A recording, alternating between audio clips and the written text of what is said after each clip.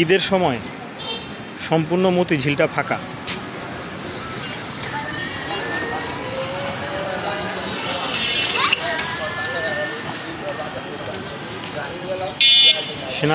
সেনা কল্যাণ ভবনের সামনে সম্পূর্ণ মতিঝিলে কেউ নাই।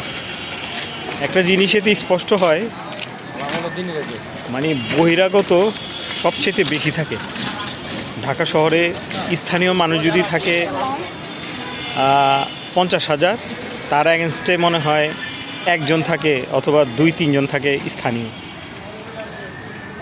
কোনো এত মানুষ এখানে অথচ কেউ নেই, সব দেশে চলে গেছে।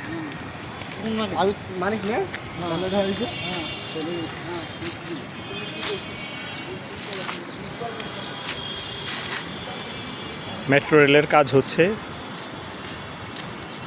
কিন্তু কেউ নেই, সব দেশে চলে গেছে। আজকে ঈদের বিকেল 4টা 55 মিনিট। ভালো থাকেন, আবার দেখা হবে।